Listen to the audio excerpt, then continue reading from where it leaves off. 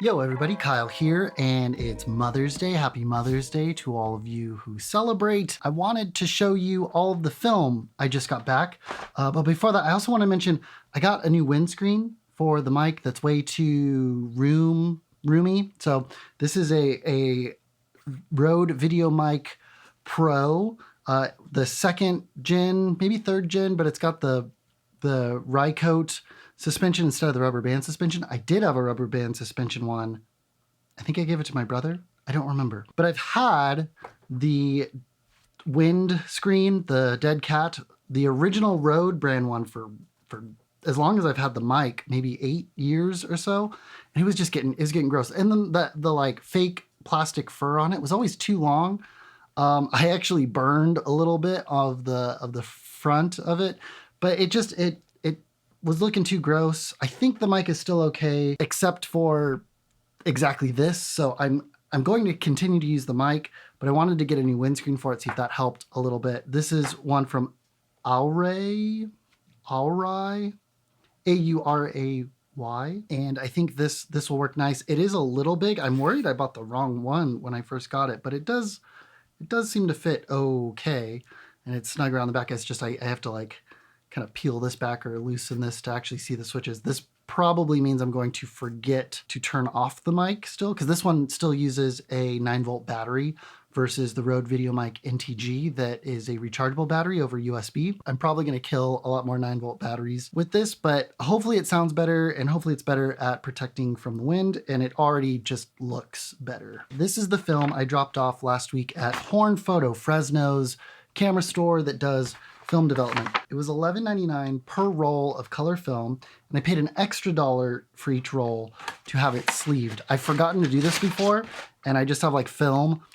And for whatever reason, I thought they did the sleeving in like the little binder book with like 5, but I guess that is extra work for them to cut it and slide, cut, slide, where it's just like, okay, we're just gonna throw the whole roll into these sleeves. So I get it, it's faster for them, but I really would like the option of the negative binder sheets. That would be a lot nicer. I would be able to store this a lot better, and I could do it, but I'm lazy. I also had them put their scans onto a CD. Now they also do Dropbox. I know you're thinking like, Kyle, why did you get a CD? This isn't 1998. The CD forces me to go back in and make sure I pick up my film. If they sent it to me over Dropbox, I would get complacent and like forget the film, and they throw it away after like 2 weeks or something of not picking it up. It's like, I've got the scans. But Horn doesn't have the best scanning. The scans are clean. There's no dust or lint on the scans because I think they immediately let them dry and throw them right in the scanner. They're clean.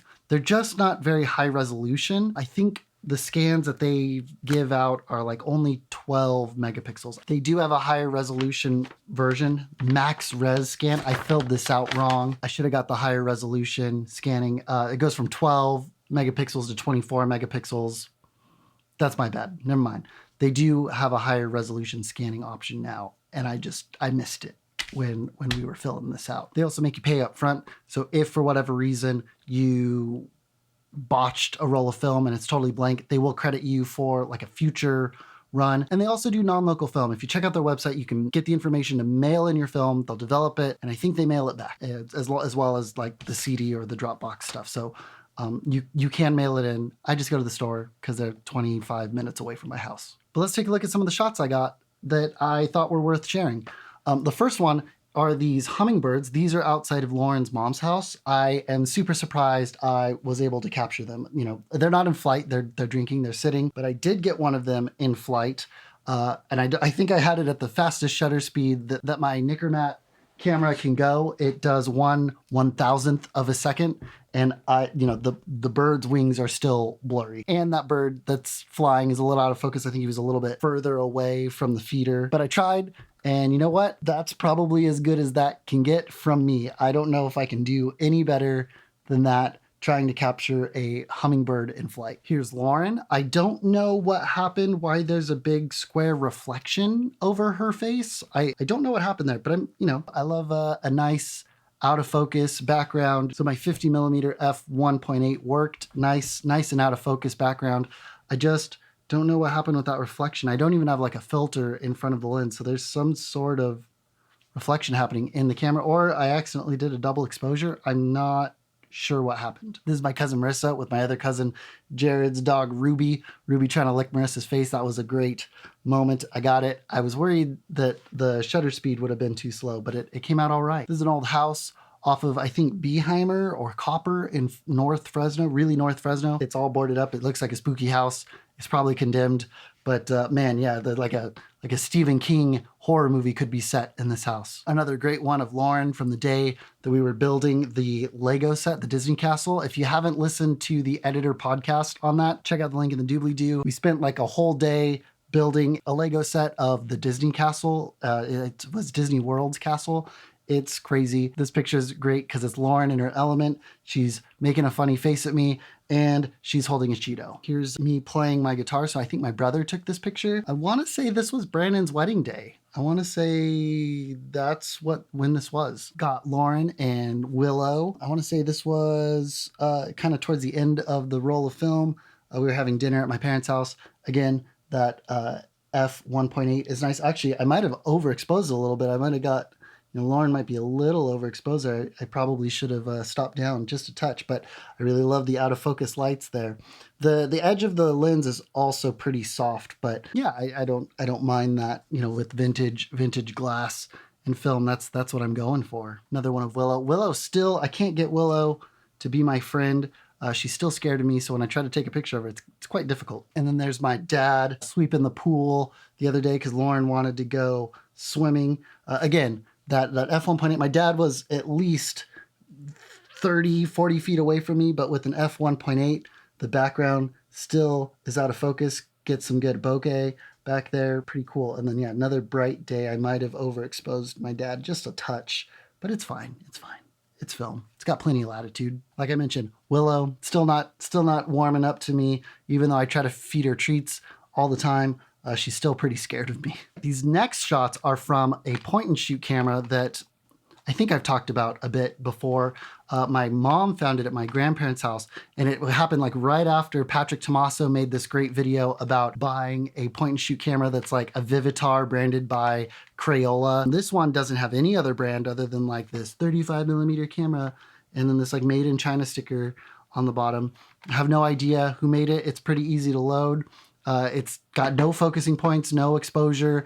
So you just pop in your film and hope for the best. So I think I put 400 ISO film, so not super duper fast, but not super duper slow either. Here's the pics I got with this camera, starting with the club cleaners. I don't know if you remember from a vlog a little while ago, I was talking about how much I love the fact that the plastic came off of the N and the neon is exposed underneath, and the neon is like really cool. And I think they should just take off the rest of the letters to let it glow with the neon. We were driving and I snapped a pic of one of my favorite neon signs in Clovis. Here's Lauren and my parents. This is probably a little underexposed for this camera, even with 400 ISO film. It was a cloudy day and I think my parents were just sitting right underneath the patio, but Lauren was photobombing them. It was quite a great pic. I'm still really happy with it, even though it's a little underexposed. I had a couple of shots left as we were driving to Horn to develop the film. So I took one of myself in the passenger seat while Lauren was driving. Here's my cousin's dogs, Tuesday and Ruby. They're hilarious. They sit next to each other.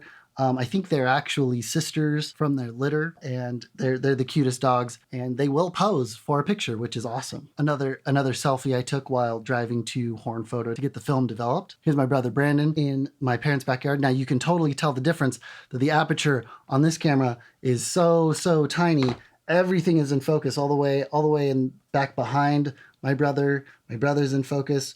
Actually, he might be a little soft. I probably needed him to back up just a touch. And you can also see how the edges of the lens are really, really distorted and soft. You look at the tree here up in the corner. So it's not the greatest camera, but it's really, really fun, even though it's kind of expensive. So that's it. Film is not a cheap hobby. It adds up really quick. You can spend $5 to $10 on a roll of film. You can then spend another $10 to $15 having it developed and scanned. And even if you're doing that stuff yourself, you've got to buy the chemicals, you've got to make sure they don't go bad, you have to do things on a timer. It's a time-consuming and money-consuming hobby. It's just a lot of fun, and it forces me to slow down and really think about the fundamentals of exposure and focus with the Nicker Matte camera, or being really good about capturing the moment with the point and shoot camera. This video isn't sponsored by Horn. They just happen to be the local shop and I have a good rapport with some of their salespeople. And this is kind of where I started off with photography. So it's really fun and return to the roots where I built out all of my other media endeavors. I'll see you tomorrow. Peace.